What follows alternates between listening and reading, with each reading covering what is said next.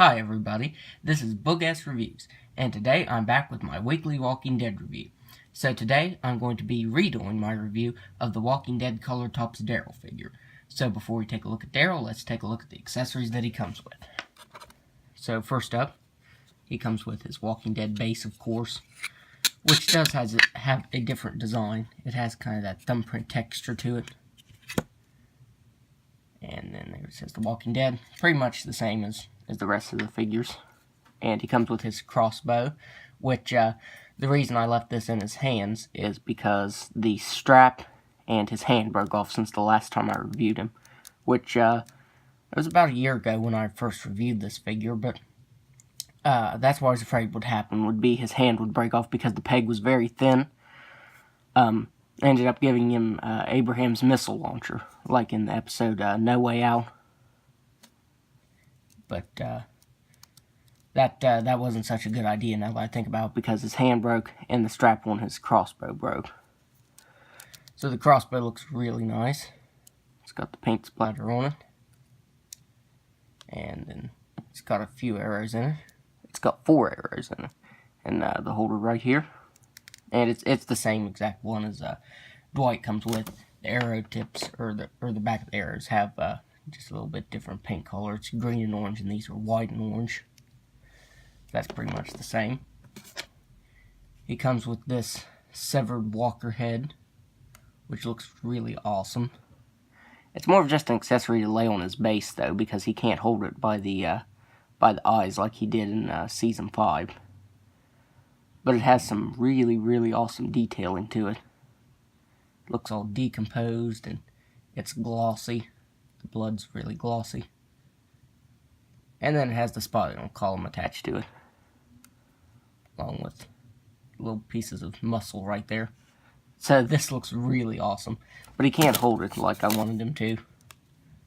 He can do that, but that doesn't look right.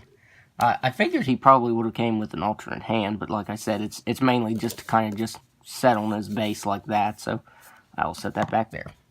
So now let's take a look at the head sculpt. So the head sculpt looks very much like Norman Reedus. It looks really awesome. They even got his hair right. It's a little bit glossy on the ends of his hair there, making it look like he's sweaty. I thought that was a nice attention to detail. I feel like maybe they should have put a little bit more of the gloss in his hair. But for the most part, it looks really good. Comparing the head sculpt with the prisoner Daryl here, it also looks good. I think that the color is a little more accurate on it, like the brown. But you can't swap these heads. I feel like that was a missed opportunity, like Mcfarlane should have made it so that you could swap both heads. That would have been pretty awesome. Because this is when his hair is grown out, because this is from Season 6, and this is from Season 7. So, I mean, it's not a whole, it's not too big of a difference. It's only one season, but his hair did grow longer since then. But the head sculpt looks really nice. And his jacket, or his vest and shirt look nice as well. Has a little bit of texturing to it, and lots of wash over it. And the buttons came out very clean, which sometimes Mcfarlane isn't known for having clean buttons. They're usually miss their marks. And there's the back of his vest, looking nice. Oh, I forgot about his knife.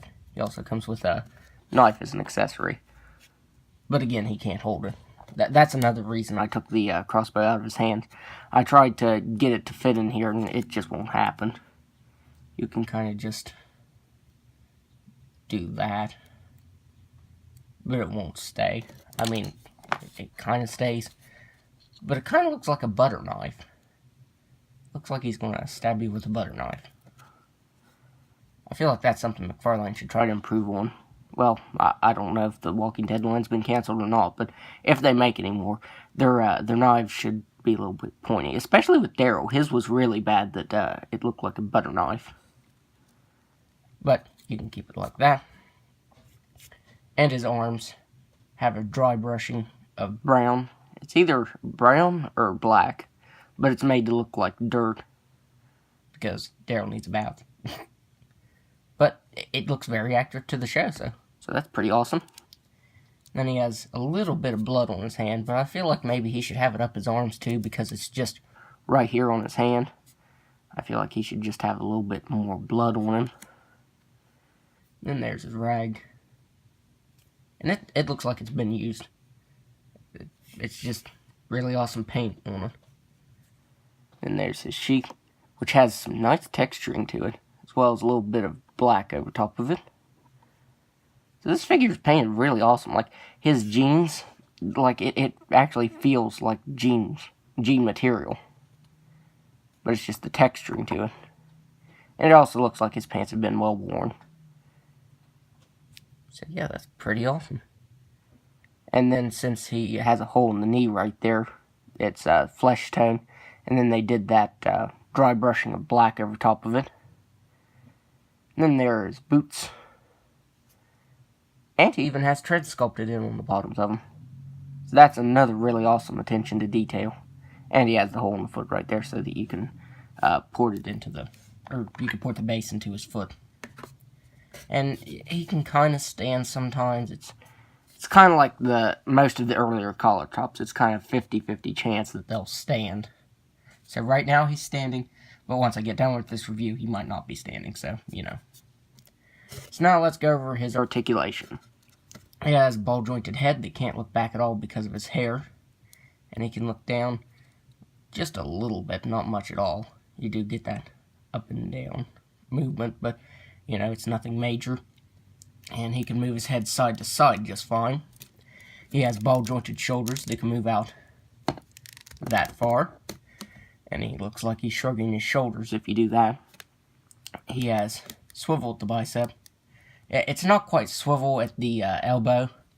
It's not really a bicep swivel. It's kind of under the bicep. It's a really weird joint, but it swivels side to side, and his wrists swivel side to side as well. Except his right wrist right here won't swivel at all because it broke. Like I said, mine's peg was really flimsy anyway, but just trying to get the crossbow out of his hand, it was just too much, and it just broke it. It was too much stress. He has swivel at the waist. He has swivel hips that really can't move in that far because his jeans right here, the wrinkle in his jeans, makes it so that he can only do that. So, you know, he really doesn't need that articulation right there. And he has ball-jointed ankles that can move down all the way. Well, as far as his jeans will let it move. Won't move up, but they will move side to side as well. It's more of like a pivot. It's not really side to side. So, this is when the collar tops start getting a little more articulation because, like, Daryl, this is a pretty normal pose for him. Like, he's not battle posed, you know. I mean, he is kind of battle posed, but this is when they were starting to put more articulation into the figures and more accessories. So, this is where the collar tops started to get better. So, now let's do some size comparisons. Let's see if he will stand. Okay, there. So, here he is next to Prisoner Daryl. And Prisoner Daryl is taller than normal Daryl, just because this one has lots of articulation. He has standard articulation of the 5-inch figures. And he's standing upright, so that's the reason he's taller, is because he's standing upright there. Here he is next to Rick. And they're about the same height since both of them since their knees are both bent. So that's pretty accurate. I mean, since they're both crouching, or not really crouching, it's just their knees are bent. So, and finally, here he is next to his enemy, Dwight. Now, Dwight is way taller than him. I feel like Dwight is a little too tall. Let me see here. You're kind of meant to... There. Now he's just a tad bit taller than him. If you look, Dwight's leg is made so that one knee is supposed to be bent there. So that makes him look not so gigantic. So there he is next to Dwight. You can see that the crossbows are the same, except the strap on this one is made of a more rubbery kind of plastic. I wish they would have used that for this one, because then it wouldn't have broken. Yeah, then it wouldn't have not broken. So, overall, I'd highly recommend this figure. definitely look for one that the wrist on mine was kind of popped out just a little bit. So if you get this, definitely look out for that, because if it's popped out a little bit, that means that that joint is very flimsy and will break. But other than that, it's a really awesome figure. And like I said, this was when they started to put more articulation into the figures and more accessories, because this was quite a ways down the line with the figures. I think this was number like 10 or something. I don't know, but I would highly recommend it. It's a really awesome figure. So that's my review.